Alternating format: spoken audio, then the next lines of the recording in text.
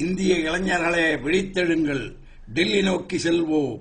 நம்மை ஊமைகளாய் அடிமைகளாய் நாயினும் கீழானவர்களாய் ஆட்டிப் படைக்கும் வெள்ளை அதிகார வர்க்கத்தை டில்லி வைஸ்ராய் மாளிகையிலிருந்து விரட்டி அடிப்போம். டில்லி சலோ என்று வீர முழக்கம் செய்த விவேகியை நமது சுதந்திர திருநாள் அன்றாவது நெஞ்சார நினைத்து வாழ்த்தி வணக்க வேண்டியது ஒவ்வொரு இந்தியனின் கடமையாகும். டில்லி சலோ என்று இந்திய இளைஞர்களுக்கு சுதந்திர உணர்வை ஊட்டி வீர முழக்கம் செய்த மாவீரர், இந்திய மாஜினியாக விளங்கிய நேதாஜி சுபாஷ் சந்திரபோஸ் என்பது அனைவரும் அறிந்த வரலாற்று உண்மை. வெள்ளைய ஆதிக்கத்திடம் இருந்து இந்தியாவை விடுதலை பெறச் செய்வதில் நேதாஜி மேற்கொண்ட நடைமுறைகளை அன்று சில இந்திய தேசிய தலைவர்கள் ஏற்றுக்கொள்ள முடியாத நிலையில் இருந்தனர்.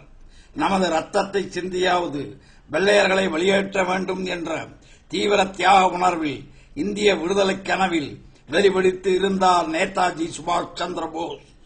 பண்டித நேருவின் இறை புரியாத நண்பரான நேதாஜி அலகாபாத் வரும் நேரங்களில் நேருவின் இல்லம் ஆனந்த பவனில்தான் தங்கியிருப்பார். 1935ஆம் ஆண்டு சிறையில் இருந்த நேரு, சுபாஷ் தன்னை முசோலினியைப் போல் நினைத்துக் கொண்டு செயல்படுவதை தன்னுடைய சிறை டைரியில் குறிப்பிட்டுள்ளார்.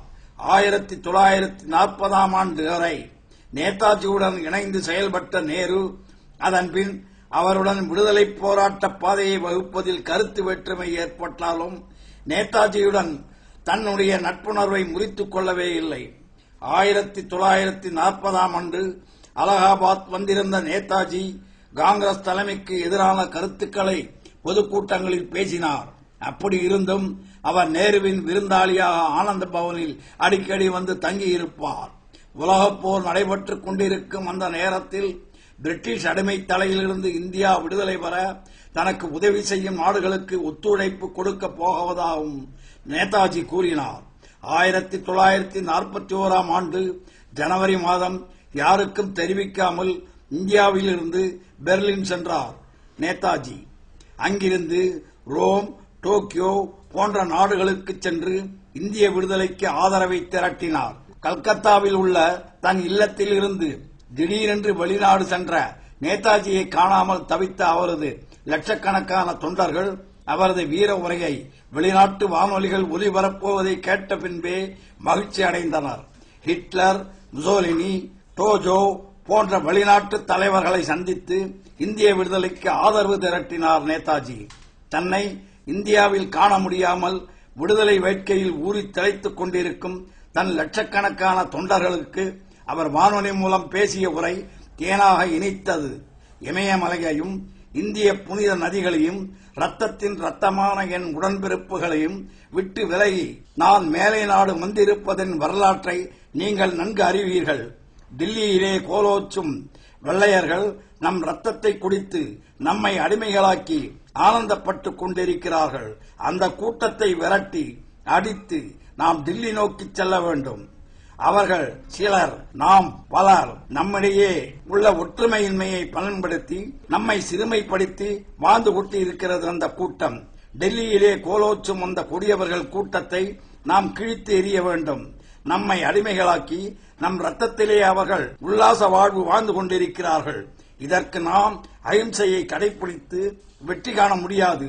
பாரதத்துக்கு பரங்கியர்களிடமிருந்து விடுதலை கிடைக்க வேண்டுமானால் நம் ரத்தத்தையும் ஏன் நம் உயிரையும் கூட தியாகம் செய்ய தயாராக இருக்க வேண்டும். அதற்கு உங்களுக்கு வழிகாட்ட நான் விரைவில் வந்து விடுவேன். நமக்கு வெற்றி கிடைக்கப் போவது நிச்சயம். இந்திய விடுதலை ஒன்றே நமது தாரக மந்திரமாக இருக்கட்டும். நேதாஜியின் வீர உரை அவரை பின்பற்றும் இந்திய தேசிய படை வீரர்களுக்கு புத்துணர்ச்சியை ஊட்டியது.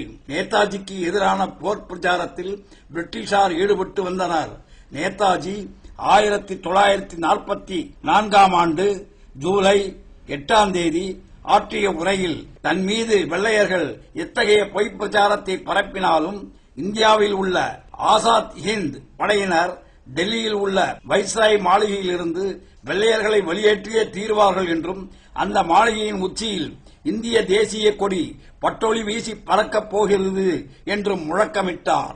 சுவாமி விவேகானந்தரின் ஆன்மீக போதனையில் நாட்டம் கொண்டிருந்தார் நேதாஜி. இந்திய சமுதாயத்தின் நல்வாழ்விற்காகவும் இந்திய விடுதலைக்காகவும் தன் உயிரை தியாகம் செய்தாலும் அது சாதாரண செயல்தான் என்று நேதாஜி கூறி வந்தார். அவரது சிந்தனைகள் இந்திய விடுதலையை தவிர வேறு எதையுமே சிந்திக்கும் நிலையில் இருந்தது இல்லை. விமான விபத்தில் ஏற்பட்ட அவரது மறைவு இந்தியர்கள் அனைவரையுமே திடுக்கிட வைத்தது.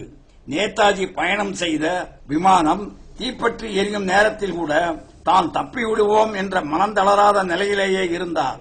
நேதாஜியுடன் அவரது விமானத்தில் பயணம் செய்த காலினர் ஹபீப் ரஹ்மான் என்பவர் நேதாஜியின் மனம் தளராத வீரத்தை நேரில் கண்டார். அவர் அதை விவரித்து சொல்லும்போது 1945 ஆண்டு 10ஆம் தேதி நேதாஜி பயணம் செய்த விமானத்தில் நானும் பயணம் செய்து கொண்டிருந்தேன். டைக்கு என்னும் இடத்தில் மதியம் 2 மணி அளவில் ஒரு மலை மீது விமானம் மோதி நொறுங்கியது. விமானம் நொறுங்கி அதிலிருந்து பெட்ரோல் நேதாஜியின் காக்கி ராணுவ உடை மீது தெளித்து அதுவும் தீப்பற்றிக் கொண்டது. நேதாஜி கொஞ்சம் கூட பதறாமல் புஷ்கோட்டின் பெல்ட்டை அகற்ற முயன்றார். முடியவில்லை. அவர் முகமெல்லாம் தீப்பிடித்து தரையில் விழுந்தார். நேதாஜியை உடனடியாக மருத்துவமனைக்கு கொண்டு சென்ற ஜப்பானியர்கள் அவர் உயிரை காப்பாற்ற இமாலய முயற்சி செய்தும் பயனளிக்கவில்லை. நேதாஜி அருகில் இருந்த கானில் ஹபீபிடம், என் முடிவு நெருங்கிக் கொண்டிருக்கிறது. என் வாழ்நாளையே இந்திய சுதந்திரத்திற்காக அர்ப்பணம் செய்திருந்தேன். என்னுடைய நாட்டு மக்களிடம் இந்திய விடுதலை போராட்டத்தை என் மறைவுக்கு பின்பும் மனம் தளர்ந்து விடாமல் தொடர்ந்து போராடச் சொல்லுங்கள். டெல்லியிலிருந்து வெள்ளையர்களை வெளியேற்றி நமது பாரத சுதந்திர கொடியை பட்டொளி வீசி பறக்க விடச் சொல்லுங்கள். அதுவே அவர்கள் எனக்கு செய்யும் நன்றி கடனாக இருக்கட்டும் என்று நேதாஜி கூறியதாக காலினர் கூறினார். நேதாஜி ஆன்மீக எண்ணங்கள் கொண்டவர்.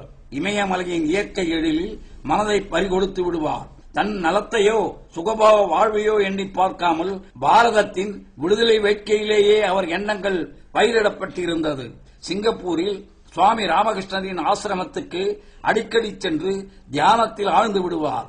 அந்த நேரங்களில் சாதாரண உடையில் சிறிய கைப்பையுடன் மூக்கு கண்ணாடி, கீதை புத்தகம், துளசி மாலையுடன் காட்சியளிப்பார். இந்திய தேசிய படையில் பாரதத்தின் விடுதலைக்காக சேர்க்கப்பட்ட படை வீரர்களுக்கு நல்லொழுக்கத்தையும் பாரத பண்பாட்டையும் தாய்நாட்டு பற்றையும் சிறந்த முறையில் போதித்திருந்தார். கோடிக்கணக்கான இந்திய மக்களின் இதய தெய்வமான நேதாஜி சுபாஷ் சந்திர போஸ் இன்று நம்மிடையே இல்லை. ஆனால் அவர் ஊட்டி வளர்த்த தேசப்பற்றை நம்மவர்கள் மறந்துவிடக் கூடாது. நேதாஜி தன் உயிரை பணயம் வைத்து பெற்றுத்தந்த சுதந்திரத்தை பகைவர்களிடம் பறிகொடுக்காமல் பாதுகாப்போம் என்று நாம் ஒவ்வொருவரும் சபதம் ஏற்க வேண்டும்.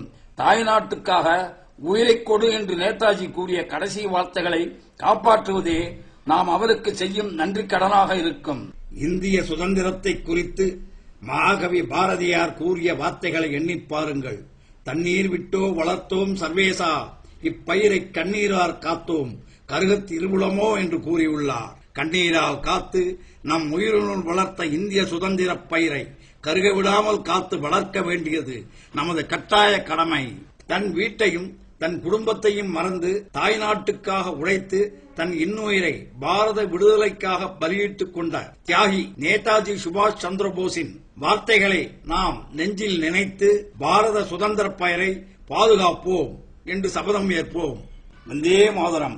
வாழ்க பாரதம்.